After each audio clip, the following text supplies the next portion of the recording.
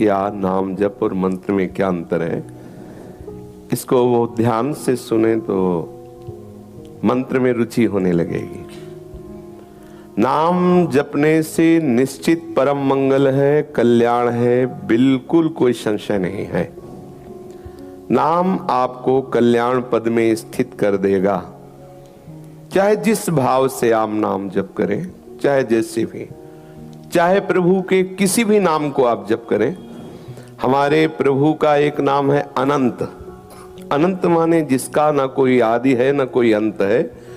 तो उनके नाम भी अनंत हैं, उनके रूप भी अनंत है, उनकी लीला भी अनंत है। हरि अनंत, हरि कथा अनंता।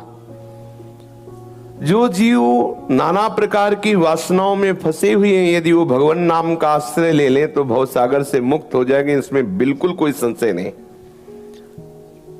विवश होके भी नाम जप करे तो संसार समुद्र से पार हो जाएगा। कोई मंत्र की आवश्यकता नहीं संसार से मुक्त होने के लिए।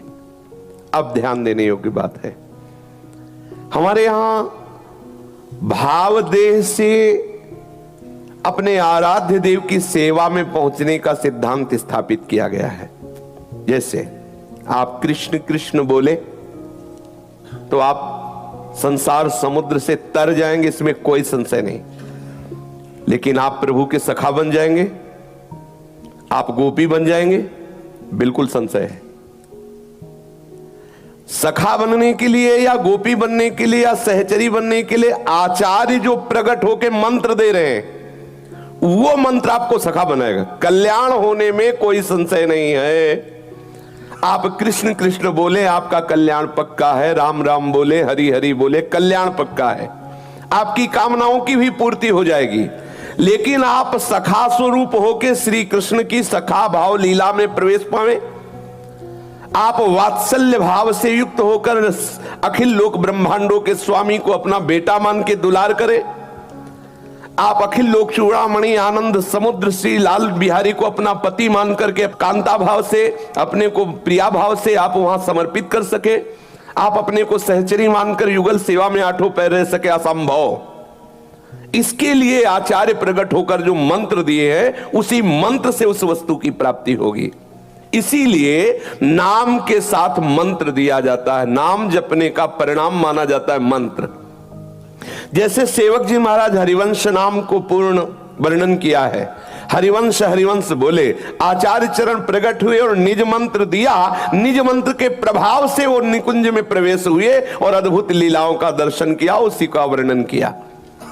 ये जो शरणागत मंत्र है, ये जो निज मंत्र है, या जो भी आचार्य परंपरा से जिनको मंत्र प्राप्त है, इस मंत्र में सामर्थ्य है कि आपको भावदेह की प्राप्ति कराएगा, आपको वहां पहुंचाएगा। कृष्ण कृष्ण बोल रहे हो तो आप संसार से मुक्त हो जाओगे, पक्का, इसमें कोई संशय नहीं। लेकिन आप सखा बन जाओगे, आप सखी बन जाओगे, आप गोपी बन जाओगे, आप यशोदा भाव को प्राप्त हो जाओगे, संशय है। इसके लिए आचार्य शरणागति है, आचार्य के द्वारा दिया हुआ मंत्र है। जो भी मंत्र, अगर आप ब्रह्मबोध प्राप्त करते हो तो नाम जप करते हुए आपको ब्रह्म ज्ञानी संत का संग मिलेगा, और उसके द्वारा जो ब्रह्म बोध स्वरूप प्राप्ति का उपदेश है और मंत्र है, वो आपको स्वरूप बोध कराएगा, वो ब्रह्म साक्षात्कार कराएगा। उसी के लिए अद्वैताचार्य स्थिति को प्रदान करने वाले शंकराचार्य भगवान प्रकट हुए। ये जो विविध आचार्य प्रकट होकर मंत्र दे, इसमें रहस्य है। ऐसा नहीं है जैसे अपने लोग बोला जाता है नाम जप से सब कुछ प्राप्त हो जाएगा, तो उसका तात्पर्य नाम जप करो तुम्हें वो रास्ता मिल जाएगा।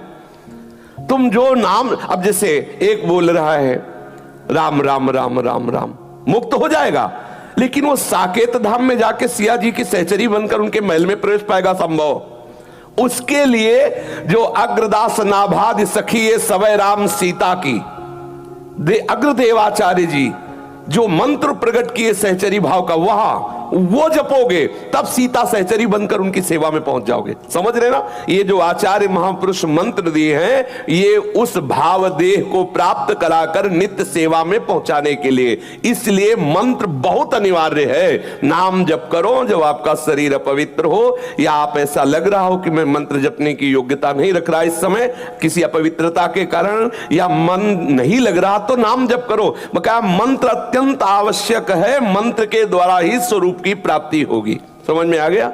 अब वो आप देख लो, नाम मंगलमय है, भगवत प्राप्ति हो जाएगी, लेकिन भाव देह की प्राप्ति करके सेवा में पहुंचने के लिए जो जिस भाव वाला है, आचार्य ने जो मंत्र दिया वही आपको वहां पहुंचाएगा। नाम का फल है आचार्य शरणागति। आचार्य शरणागति से जो मंत्र मिलता है वो आपको श्री श्यामा श्याम की सेवा में या जिन आराध्य देव की भावना में वही आपको पहुंचा देगा।